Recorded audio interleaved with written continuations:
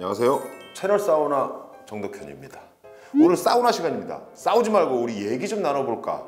싸우는 얘기는 없습니다, 오늘 사실. 근데 지금 현재 우리나라의 대중문화, 특히 그 중에서도 드라마 분야에서 일어나고 있는 어떤 변화에 대한 얘기를 오늘 해보려고 합니다. 근데 그 변화가 어디서 일어났을까요? 오늘의 주제는 넷플릭스와 막장 드라마. 자, 먼저 김순옥 작가부터 얘기를 해볼까요? 김순옥 작가. 펜트하우스. 시즌 1이 끝났어요. 근데 아주 큰 성물kom을 거뒀죠. 그죠? 이게 사실 시즌 2로 이제 돌아올 준비를 하고 있는데 시즌 1보다 독하면 독했지 덜 독하진 않을 겁니다. 왜?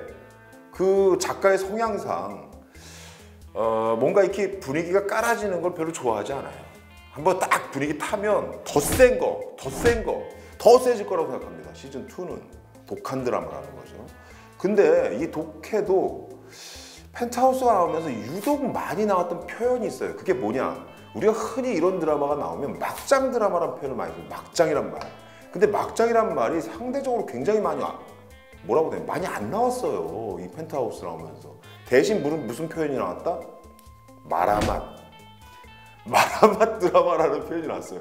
마라맛 드라마가 있으면 그거 뭐가 있어? 독한 맛이 있으면 순한 맛도 있는 거잖아요. 그죠? 순한 맛에 대치되는 독한 맛을 얘기했다. 무슨 얘기냐? 그것도 맛이란 뜻이에요. 이게 그전에는 볼 가치도 없는 막장이다 이렇게 얘기했는데 지금은 센 맛이 있어. 그러니까 또 볼 맛이 있어. 근데 이 정서가 왜 이렇게 갑자기 변했는지 저는 넷플릭스에서 찾습니다. 왜? 넷플릭스를 계속 조금씩 보다 보니까요. 와, 수위가 정말 높아요. 이게 노출 수위도 일단 굉장히 높고요. 폭력 수위도 뭐 신체절단 이런 거 뭐 기본적으로 막 나오고 그래요. 거기에다가 이 배드신 수준도 굉장히 높아. 그래서 사실은 이제 19금 드라마, 사실 18금도 요즘은 굉장히 좀 수위가 높다고 그러는데 19금 드라마나 이런 거 보면 우리나라 드라마의 막장이라고 하는 자극성이 높은 드라마들이 굉장히 순한 맛이라는 느낌이 들어요, 심지어.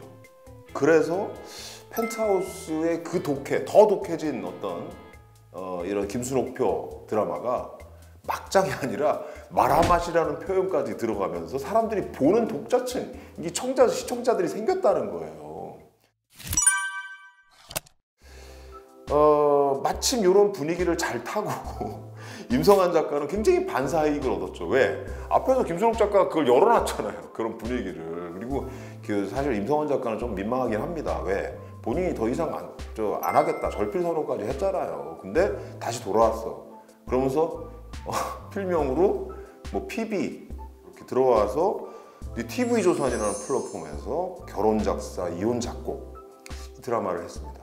근데 이 드라마가 저는 되게 셀 거라고 생각했는데 의외로 딱 보니까 3회, 4회 끝나기까지 평범한 가족 드라마 틀 안에 우리가 늘 봐왔던 불륜 코드 정도가 들어가 있는 뭐 그런 정도 드라마라고 생각했어요. 그래서 이거 TV조선이 너무 잘 어울린다. 왜? TV조선은 연령대가 높잖아요, 기본적으로. 기본적으로 연령대가 높은 분들이 보수적인 어떤 시청층들. 그러니까 지금 가족 드라마들이 다 없어졌기 때문에 임성한 작가의 이 결혼 작사, 이혼 작곡은 가족 드라마면서 이제 불륜 코드가 들어가 있기 때문에 좀 센 가족 드라마.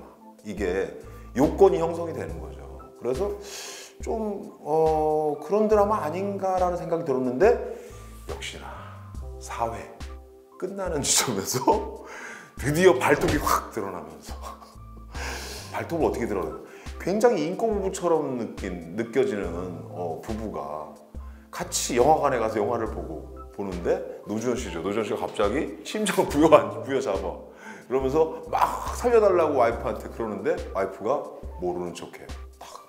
손을 딱 이러면서 눈은 영화에 딱 꽂혀 있고 여길 쳐다보지 않고 외면하는 거죠. 손을 딱 밀어내. 그러면서 얼굴은 웃어요.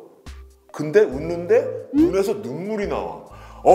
소름이 확 돋았어요. 그거 보면서 야, 이거 쪼커들이 너무 많아, 우리나라에 보면. 그래서 이 작품도 역시 본색을 좀 드러내고 있다. 넷플릭스 드라마가 갖고 있는 그런 힘이 분명히 있어요. 영향이. 그래서 사실 실질적으로 내가 이제 업계의 얘기를 쭉 들어보니까 김순옥 작가가 펜트하우스를 집필할 때 넷플릭스를 염두에 두고 집필을 했답니다. 그래서 넷플릭스에 올릴 작품으로. 그렇게 생각하니까 이 작품이 넷플릭스 오리지널로 만약에 나왔다고 하면 어땠을까 하는 생각을 하게 돼요. 그냥 저런 드라마 가능하지. 왜? 넷플릭스에는요 이미 남미의 텔레노벨라 같은 것들이 와 있어요. 들어와 있어요. 그래서 약간 막장 코드지만 거기에 전혀 팬층이 있거든요. 그래서 거기에 김순옥 작가의 펜트하우스를 올린다고 해도 이상하지가 않아. 그래서 넷플릭스의 영향이 분명히 있구나 라는 생각이 들었고요. 임성환 작가의 이 작품 있잖아요. 이 작품도 처음에 나와서 이게 재방송을 찾아보니까 없더라고요. 티빙에도 없고 웨이브에도 없는 거야. 왜 이렇지? 나중에 보니까 넷플릭스에 올라와 있어요. 이것도 좀 소름 끼쳤어요.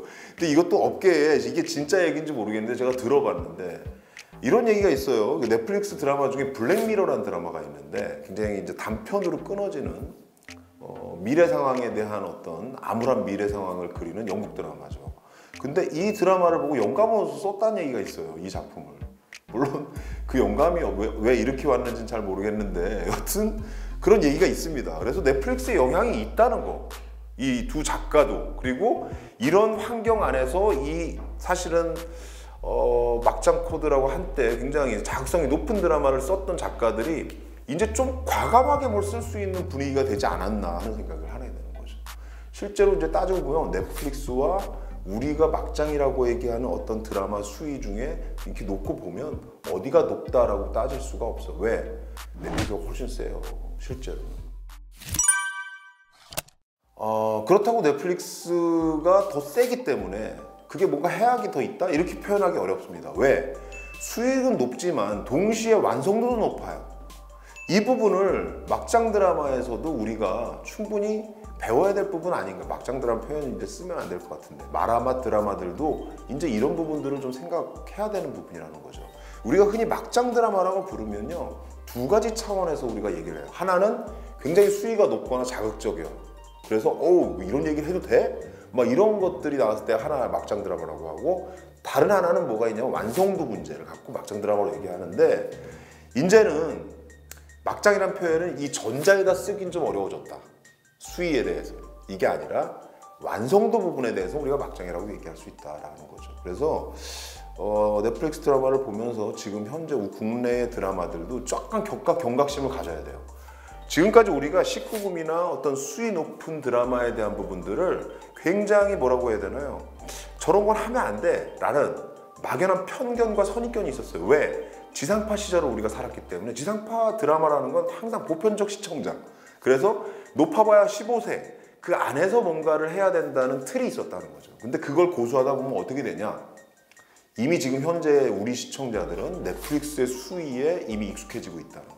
그러면 우리는 그 기회를 놓칠 가능성이 아주 높아요. 그래서 지금 현재 우리 드라마 제작자들도 이런 거를 염두에 두고 수위에 대한 부분들은 훨씬 더 열어놔야 된다는 거죠. 열어놓고 동시에 같이 완성도도 끌어올리는 방식, 이런 방식들을 고민해야 되지 않나 하는 생각을 하면서 오늘 막장 드라마에 대한 얘기와 동시에 넷플릭스 드라마에 대해서 우리가 배워야 될 지점들, 아니면 이걸 대비해야 될 지점들에 대해서 한번 짚어봤습니다. 오늘 안 싸우고 얘기 잘했죠. 감사합니다. 구독, 좋아요, 댓글도 써주세요.